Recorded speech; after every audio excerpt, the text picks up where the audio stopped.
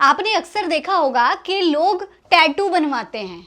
यहाँ यहाँ शरीर के अलग अलग हिस्सों में अपनी प्रेमिकाओं का नाम लिखवाते हैं, अपने माता पिताओं का नाम लिखवाते हैं। महिलाएं अपने पतियों का यहाँ पर नाम छपवा लिया करती थी। आपको याद होगा, फलाने की पत्नी, फलाने की, ढिमकाने की पत्नी, इस तरीके से लिखा जाता था। कई लोग तो छातियों पर हीरो हीरोइनों के फोटो बनवा लेते हैं, कई लोग भगवान के फोटो बनवा लेते हैं। लेकिन हद तो तब हो गई दोस्तों, जब एक लड़के ने अपने सीने पर आई लव मोहम्मद लिखवा लिया तो उसे अरेस्ट कर लिया गया। ये स्थिति है देश में हिपोक्रेसी की। लोग ये सब कुछ करवा लें, पति पत्नियों के नाम लिखवाएं, भगवानों की फोटो बनवा लें, सेलिब्रिटीज की फोटो बनवा लें, लेकिन आई लव मोहम्मद लिखेंगे तो उन्हें अरेस्ट कर लिया जाएगा। एक लड़का है शामली का, उसे आई लव मोहम्मद सीने पर लिखने की वजह से अरेस्ट कर लिया गया। इससे पहले आपने देखा कानपुर में किस तरीके से बवाल हुआ था। आई लव मोहम्मद का पोस्टर लगाने पर अरेस्ट कर लिया गया था। बाद में कहा था कि कई वजह हैं, कई कारण हैं, परमिशन नहीं ली गई, फलाना नहीं ली गई, इस वजह से अरेस्ट किया गया है।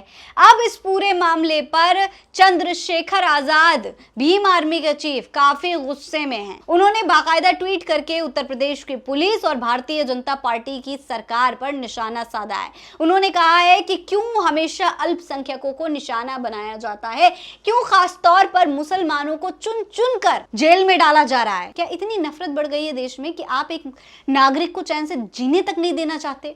इस पूरे मामले पर चंद्रशेखर आजाद क्या कहते हैं, इस लंबे से ट्वीट में बाकायदा लिख करके उन्होंने बताया है। चंद्रशेखर आजाद ने क्या ट्वीट करके लिखा है, उस पर गौर करिए। उन्होंने लिखा है कि शामली में अपने सीने पर आई लव मोहम्मद लिखाने पर जेल में ठूसने का मुद्दा हो या बरेली में 26 सितंबर को पुलिस का बर्बर लाठीचार्ज, ये घटनाएं एक धर्म लोगों को बदनाम करके वोट बैंक हासिल करने सुनियोजित साजिश ही नहीं बल्कि सरकार की तानाशाही और घमंड की पराकाष्ठा है।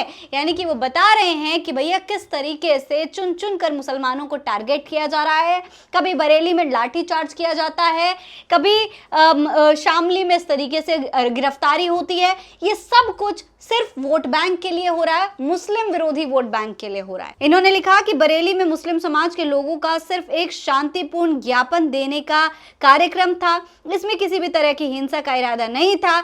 यदि सामान्य तरीके से ज्ञापन सौंपने दिया जाता तो हालात बिगड़ते ही नहीं। ज्ञापन तो छोड़िए, नमाज अदा करने तक की अनुमति नहीं दी गई और इसके बाद अपने आका को खुश करने के लिए पुलिस ने लाठीचार्ज करके बेगुनाह को घायल कर दिया। ये स्थिति पूरी तरीके से समझा रहे हैं कि उस दिन बरेली में असल में हुआ क्या था। अब बरेली में मुसलमानों को इसकी आड़ में सामूहिक सजा दी जा रही है। झूठे इल्जाम लगाकर तमंचे, पेट्रोल बम और तेजाब की बोतलों से हमले का आरोप लगाया जा रहा है, जबकि वायरल वीडियो से साफ है कि छतों से पत्थरबाजी एक सोची समझी साजिश थी। अगर पुलिस साजिशकर्ताओं पर कार्रवाई करने के बजाय बेगुनाह को परेशान कर रही है, बेगुनाह मुसलमानों को थानों में बेरहमी से पीटा जा रहा है, मीडिया के सामने परेड कराई जा रही है, उनके घरों पर बुलडोजर चलाए जा रहे हैं, दबिश के दौरान महिलाओं और बच्चों तक को निशाना बनाया जा रहा है, मस्जिदों में इमामों और मुअज्जिनों का उत्पीड़न किया जा रहा है, जिससे नमाज जैसी बुनियादी इबादत भी मुश्किल हो गई है।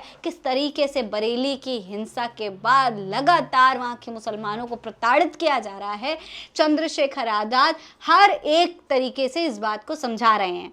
उन्होंने कहा कि मुस्लिम भाइयों और बहनों पर तानाशाह के इशारे पर किया जा रहा ये अन्याय, अत्याचार न सिर्फ संविधान की प्रस्तावना बल्कि संविधान के आर्टिकल 25 से 28 का स्पष्ट उल्लंघन है, जिसमें धर्म और उपासना की स्वतंत्रता को देश के प्रत्येक नागरिक का मौलिक अधिकार बताया गया है। अब इसके अलावा उन्होंने कुछ मांगे रखी हैं, 4 मांगे हैं जो उन्होंने उत्तर प्रदेश की योगी आदित्यनाथ सरकार से रखी है। ये 4 मांगे क्या हैं, उस पर गौर करिए।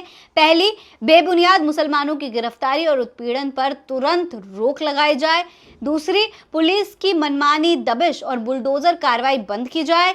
तीसरी, निर्दोषों पर दर्ज झूठे मुकदमे वापस लेकर उन्हें फौरन रिहा किया जाए। और चौथी, दोषियों की पहचान करके उन पर सख्त कार्रवाई की जाए। तो ये तमाम मांगे हैं जो चंद्रशेखर आजाद यूपी सरकार से कर रहे हैं। अब उनकी मांगों को सुना जाएगा या इसी तरीके से हिपोक्रेसी चलती रहेगी, मुसलमानों को इसी तरीके से टारगेट किया जाता रहेगा? ये देखना बेहद दिलचस्प होगा। इस पर आप क्या कहेंगे, कमेंट बॉक्स में लिखकर हमें ज़रूर बताइएगा। जय हिंद, जय भारत।